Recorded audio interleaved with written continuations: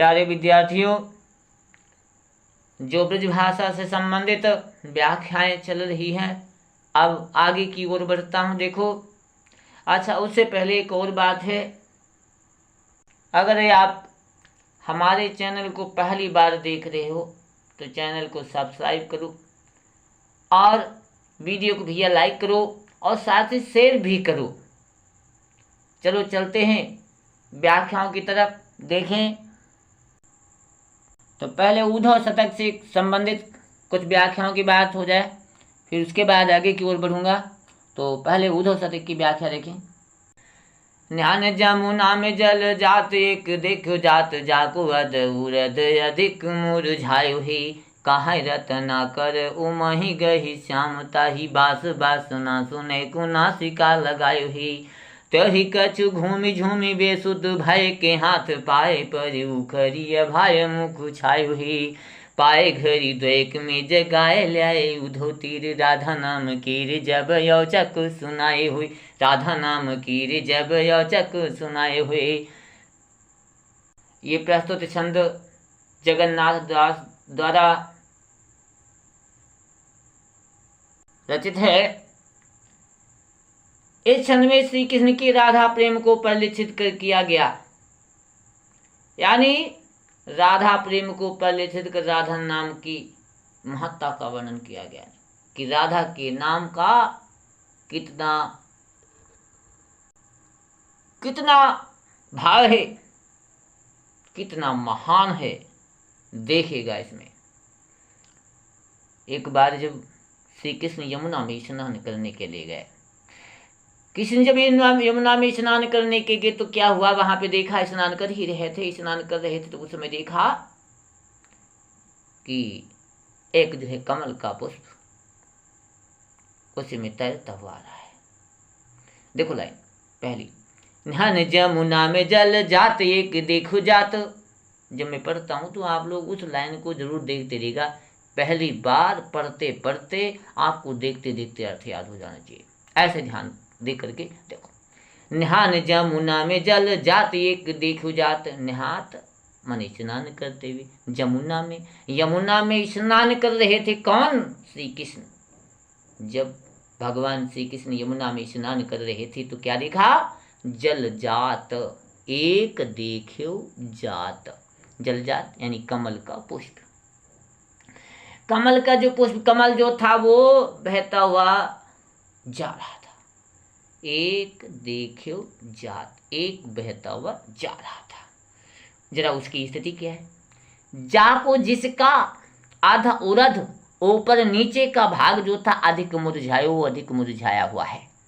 जाको आधा उरध अधिक मुरझायो है। जो कमल का जो पुष्प यानी जो कमल का फूल है वो जो बहता हुआ जा रहा है, जो उसका ऊपर का भाग और नीचे का भाग कैसा है? अधिक मुरझायु है, अधिक मुरझाया हुआ है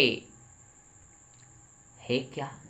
कहाँ रत्नाकर उमहि गही श्याम ताही। रत्नाकर जी कहते हैं उमंग के साथ श्याम ने उसको ग्रहण कर लिया, ले लिया, पकड़ लिया।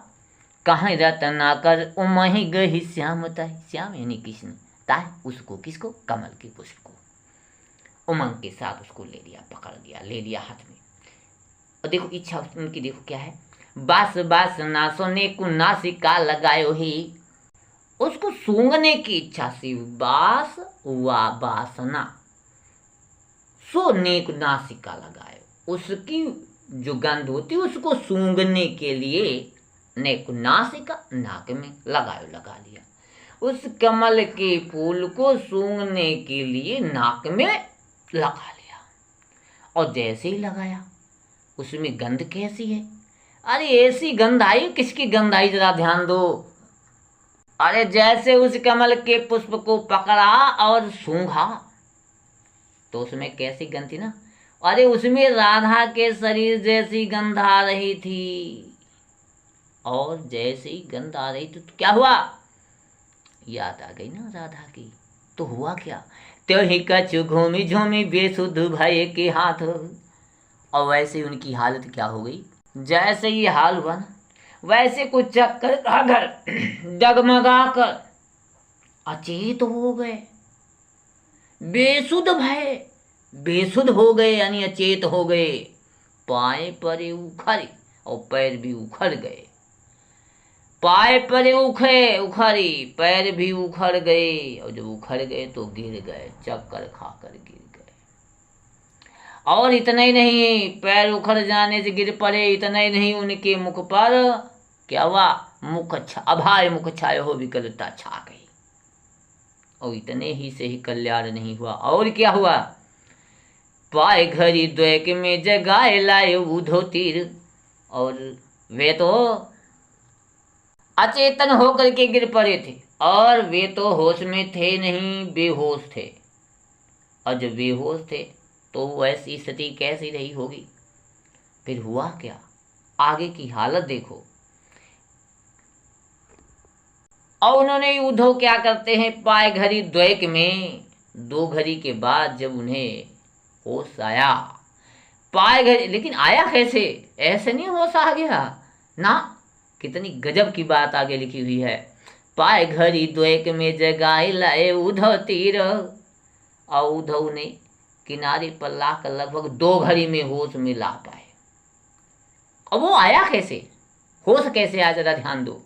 राधा नाम कीर जब यौचक सुनायो हे, राधा नाम कीर जब, राधा नाम कीर जब, कीर माने तोता, जब तोते ने राधा का नाम पुकारा, जब तोते ने, कीर ने राधा का नाम लिया, औचक सुनाए, वो अचानक सुनाया, और अचानक किसके कानों में पड़ा, कृष्ण के कानों में। जब ये आवाज गई, राधा के नाम की आवाज पहुंची, वैसे ही वो होश में आ गए। इतनी देर तक चेतना नहीं आई। चेतना कब आई, राधा नाम कीर जब अवचक सुनायो हे, जब कीर ने, उस तोते ने राधा का नाम लिया और कृष्ण के कानों में ही आवाज पहुंची, वैसे ही वो होश में आ गए। ये देखिए कितनी विचित्र स्थिति है, कितना जो है राधा का नाम महान है। अगला क्षण देखो, 5 तत्व माहि एक सत्य ही की सत्ता, सत्य या ही ताहि ज्ञान को महत्व श्रुति गायो ही। तुम तो विवेक रत्ना कर कहो, क्योंकि पुण्य भेद पंच भौतिक के रूप में रचायो है।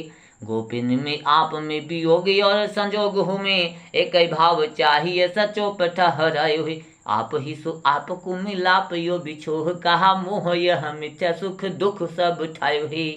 मोह यह मिथ्या सुख दुख सब उठायो ही। देखो कितना विचित्र प्रसंग है। इस छंद में उद्धव के दार्शनिक विचारों को प्रकट करते हुए उनकी अद्वैतवादी विचारधारा का वर्णन किया है कवि ने। देखो, उद्धव भगवान कृष्ण जी कहने लगे। कौन? उद्धव। उद्धव भगवान कृष्ण कहने लगे, क्या कहते हैं, 5 तत्व माही एक, 5 तत्वों में, 5 तत्वों में एक सत्य की सत्ता ही सत्य है। ध्यान से सुनो, बड़ा आसान है, वैसे कठिन लग रहा होगा। 5 तत्व माही, 5 तत्वों में, 5 तत्वों में यानी पंचभूतों में सत्य की ही सत्ता सत्य है, बाकी सब असत्य है। बड़ी लाइन सीधी, ध्यान से समझे। 5 तत्वों में सत्य की ही सत्ता सत्य है, बाकी सब असत्य है। याही तत्व ज्ञान को महत्व श्रुति गायो है। याही, इसी, तत्व माने तत्व के ज्ञान का जो महत्व है वो श्रुति माने वेदों ने गाया माने बखान किया है, वर्णन किया है। इसी तत्व के ज्ञान के महत्व को वेदों ने बखान किया है, वर्णन किया है। अरे तुम तो विवेक रत्नाकर कहो क्यों पुनि, और तुम तो विवेक के रत्नाकर हो, रत्नाकर सागर हो। अरे आप तो ज्ञान के सागर हो, फिर ये आपके लिए ऐसी क्यों स्थिति हो रही है? क्यों? भेद पंच भौतिक के रूप में रचायो है। भेद पंच भौतिक के रूप में रचायो, फिर आप पंच भौतिक के रूपों में आप अलग अलग क्यों मान रहे हो, इनमें अंतर क्यों मान रहे हो, अलग अलग क्यों मान रहे हो, क्यों? अरे गोपिन में आप में वियोग और संजोग हूँ मैं। देखो आपको कैसा होना चाहिए, आपको किस प्रकार से मानना चाहिए।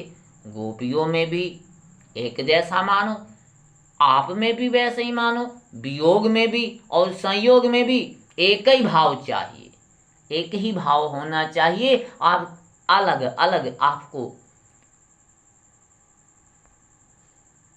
ऐसा नहीं सोचना चाहिए, क्योंकि अर्थात आपकी एक ही इच्छा होनी चाहिए, एक ही जैसा भाव होना चाहिए। और देखो आप ही सु आपको मिलाप यो बिछोह कहा। देखो सही मिलाप और बिछोह, संयोग और वियोग, जो आप अलग अलग बात कर रहे हो ना, कहीं संयोग और वियोग में आप अलग अलग मान रहे हो। मोह या मिथ्या, ये तो खाली मोह है, ये मिथ्या झूठ है। मिथ्या मतलब झूठ है, ये तो आपके लिए मोह है। जो संयोग की बात कर रहे हो, वियोग की बात कर रहे हो, सुख दुख की बात कर रहे हो, ये है क्या? मोह है। और मोह क्या है? मिथ्या है, झूठ है। सुख दुख सब ठायो है। देखो जो सुख दुख का आप अनुभव कर रहे हो ना, ये आपका देखो बिल्कुल पक्का पक्का मोह है। और ये भी है, देखो यहाँ आप असत्य एवं अविवेक का ही अनुसरण कर रहे हो, क्योंकि आप जैसे ज्ञानी महापुरुष के लिए ये शोभा नहीं देता, क्योंकि आप तो महान ज्ञानी हैं, आप तो ज्ञान के सागर हैं, फिर आपके लिए यही बात शोभा नहीं देती। आपको तो जो है हर स्थिति में एक ही रूप मानना चाहिए। चलो अगला छंद देखें। उसके बाद डॉक्टर जगदीश गुप्त जी द्वारा जो रचित व्याख्या हैं उसकी बात करता हूँ। देखो तो देखिए, ये नैवेद्य का पहला छंद, ये जो छंद है डॉक्टर जगदीश गुप्त जी द्वारा रचित है, और छंद सती के नैवेद्य जो उपशीर्षक है उससे लिया गया है। इस छंद में गुप्त जी ने मंगलाचरण का विधान करते हुए माँ भगवती शारदे से निर्मल बुद्धि प्रदान करने की प्रार्थना करते हुए कहा। देखो क्या कहा है, देखिएगा कितना बेहतर छंद है। अरे चीरन चीरे दले मले कंज मिति न ताऊ मन की अभिलाखें, और नोचे की हारन तय मुकुता गही चोंच में मोदी रहो दुओ आंखें। देखिए आप ही अम्ब कहाँ लगे रावरे बाहन के गुण भाखे, बिन के तारन में उर्झी सुरझाइए बेगी मराल की पाखे। देखो कैसी माँ भगवती शारदी सी वंदना की है। देखो कवियर गुप्त जी कहते हैं, आपके इस हंस ने चीरन चीर, देखो लाइन जैसे मैं बोल रहा हूं, आप लाइन को जरूर देखें।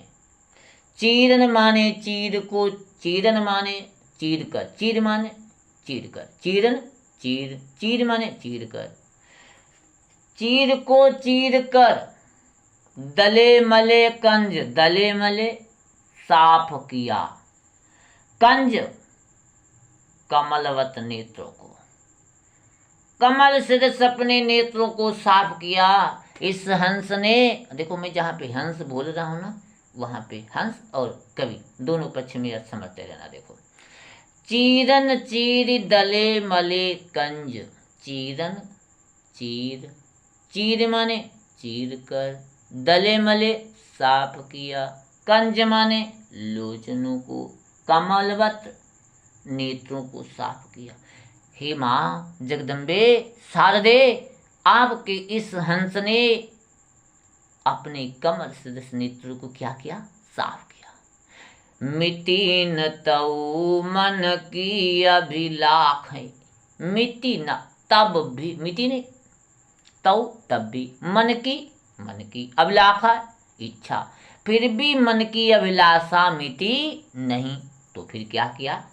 नोच की हारन ते मुकता, फिर आपके हारों की, फिर आपके हार के मोतियों को नोचकर क्या किया? गई चोंच में मुदी रहो दुओ आँख है, और नोच के क्या किया, मुक्त चोंच में मुंह में बंद कर लिया और चोंच में दबा करके और दोनों आंखें भी बंद कर ली। मूंदी रहे दुआ आंखें। पहले तो मुक्ता को चोंच में दबा लिया और फिर दोनों आंखें भी बंद कर लिया। देखिए आप ही अम्ब, हे माता आप ही देखो, हे माता आप ही देखो, कहाँ लगी कहाँ तक रावरी वाहन के गुण भाखे। आपके रावरी वाहन के, आपके हंस के गुणों का मैं कहाँ तक बखान करूँ माँ। क्योंकि देखिए एक ध्यान रखेंगे, जहाँ पे हंस नाम लेता हूँ वहाँ पर कभी भी समझते रहेंगे। बीन के तारन में उरझी सुरझाइए बेगी मराल की पाखे। क्योंकि माता आपकी वीणा के तारों में इस हंस के पंख उलझ गए। बीन के तारन में उलझ गए हैं। आपकी वीणा के तारों में इस हंस की पंख उलझ गए। बीन के तारन में उलझी सुलझाइए, सुलझा दीजिए, सुलझा दीजिए, हे माता सुलझा दीजिए। बेग शीघ्र मराल की पाखे, मराल की पाखे। हे मैया मराल हंस के पंखों को आप सुलझा दीजिए। यानी कवि कहना क्या चाहता है, हे माता आपकी कृपा के बिना, आपकी दया के बिना इस सांसारिक अभिलाषाओं से मुक्ति कदापि नहीं मिल सकती। इसलिए आपकी कृपा अति आवश्यक है। अगला छंद देखो। तुलसी भज राम को राम भये, तुलसी भज राम को राम भये। करि सूद जप्यो निशिवा सरनाम, तौ मुनि ते सरनाम भये। अब लही छाहा गरीब निवाज, कत्यो गहिरे गही बाह गुलाम भये। धरि जीह की दे हरि पे मनि दीप उजेरे, अनिहय काम भये। भव भावन ते उपराम भये, तुलसी भजी राम को राम भये। देखो इस छंद में तुलसी की महानता का वर्णन किया है कवि ने। देखो करि सूद हो जप्यो निशिवा सरनाम, गोस्वामी तुलसीदास जी ने करि सूधो सीधा करके, जप्यो माने जपा, निशि माने रात, वासर माने दिन, नाम माने नाम। यानी कि गोस्वामी तुलसीदास जी ने सीधा नाम जपा। तौ मुनि ते सरनाम भय, तो वो मुनि से भी सरनाम हो गए, बहुत अच्छे कवि बन गए, श्रेष्ठ कवि बन गए। अच्छा ये बात पूरी सुन लो। मुनि कौन? वाल्मीकि जी। तो वाल्मीकि जी ने क्या किया था? वाल्मीकि ने उल्टा नाम, इसीलिए आज ऊपर लिखा है सूधो, सूधो नहीं लिखा होता। क्यों लिखा? मुनि जो थे उन्होंने क्या किया था? उल्टा नाम जपा था, मरा मरा जपा था ना। तो श्री रामचरितमानस में भी ये पंक्ति आती ना, उल्टा नाम जपत जग जाना, वाल्मीकि भय ब्रह्म समाना। उल्टा नाम जपा था, उल्टा राम का उल्टा अर्थात मरा मरा, मरा मरा जप करके ये क्या हो गए थे? महर्षि वाल्मीकि जी संस्कृत के प्रकांड विद्वान हो गए थे। हाँ, लेकिन इन्होंने क्या किया था? करि सूधो जप्यो, उसका मरा मरा का सीधा जपा, निशिवासर रात दिन राम राम जपा था। तौ मुनि ते सरनाम भये, तो वो मुनि से सरनाम श्रेष्ठ हो गए, यानी कवि बन गए, स्पष्ट हो गया था। लही छाह गरीब निवाज की त्यों, गहिरे गही बाह गुलाम भये। देखो पूर्वाली लाइन, गरीब निवाज प्रभु राम की बाह पकड़कर, गरीब निवाज की त्यो, गहिरे गही बाह गुलाम भय, यानी गरीब निवाज प्रभु राम की बाह पकड़कर और उनके क्या बन गए? सेवक बनकर, इस भवसागर से पार कर गए। गहरे गही बाह गुलाम है। और इतना ही नहीं, और भी काम किया। क्या किया?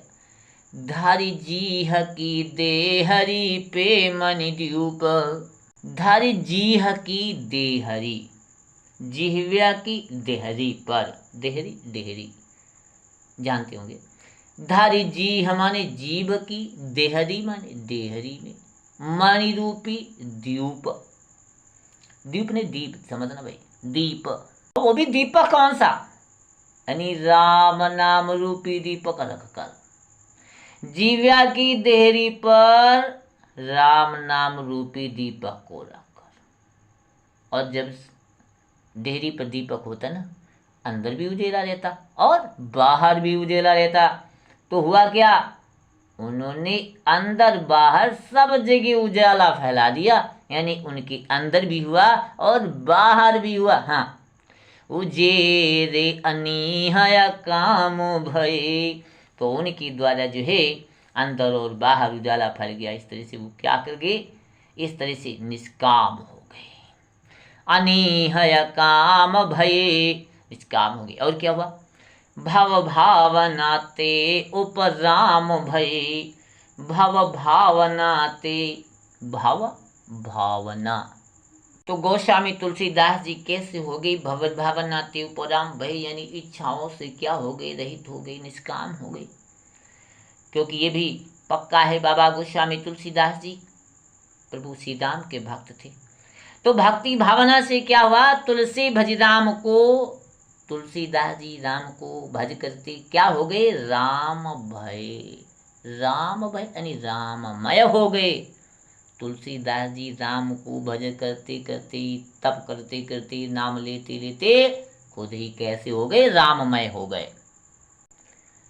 नाचति मीरा लिए मुरली कर, जाचति मोहन की अनुकंपा। और राम राग बिलो की विराग हुलाजत, राग बिलो की विराग हुलाजत, गात लखे सुख चेचित चंपा।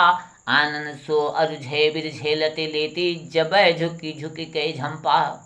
लू टूट लरे पर हिरन की जन, टूट लरे पर हिरन की जन, से समयंक लरे झरे संपा। देखो इसमें गुप्त जी ने नाचती हुई मीरा का अलंकारिक वर्णन किया। देखो कैसी वो मीरा है और किस प्रकार से जब वो नृत्य करती है तो कैसी लगती, क्या दृश्य है उसको देखिए। नाचती मीरा लिए मुरली कर। नाचती माने नाचती, मीरा माने मीरा, लिए माने लेकर, क्या? मुरली को, कर माने हाथ में। जब मीरा मुरली को हाथ में लेकर के नाचती, यदि वो कृष्ण के प्रेम में दीवानी मीरा हाथ में मुरली लिए हुए नाचती।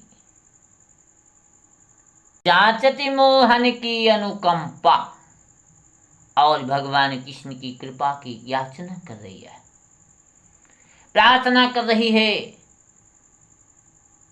क्योंकि मीरा के राग बिलोक, मीरा के राग को बिलोक माने देखकर, बिलोक देखकर, विरागहु लाजत, वैरागी भी लाजत शर्मा जाते हैं।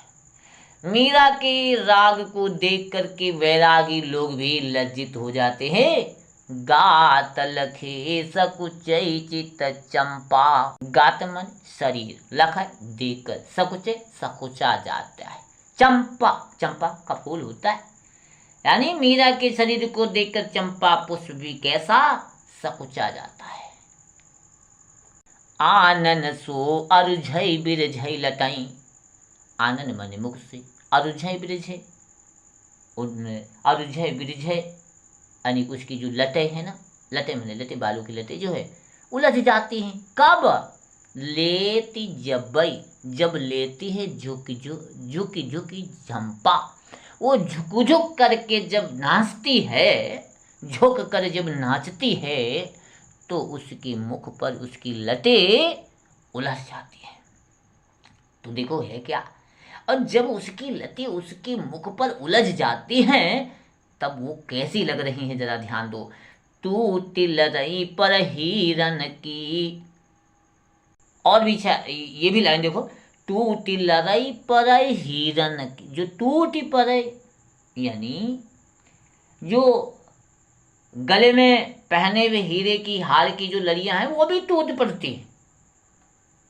तब ये जनु माने मानो, तब वो लगता कैसा है, उसके मुख पर जो है लतें भी उलझ रही हैं और गले में पहने हुए हीरे की हार की लड़ियां भी टूट पड़ रही। तो वो दृश्य कैसा है, वो कैसा लग रहा है उस समय, ऐसा लगता है मानो शेष, ध्यान ध्यान दो, पहले जो अंतिम लाइन है, शेष मयंक, शेष मयंक, शेष शेषनाग जी, और मयंक माने चंद्रमा, लड़ाई माने लड़ रहे हैं। कौन कौन लड़ रहा है?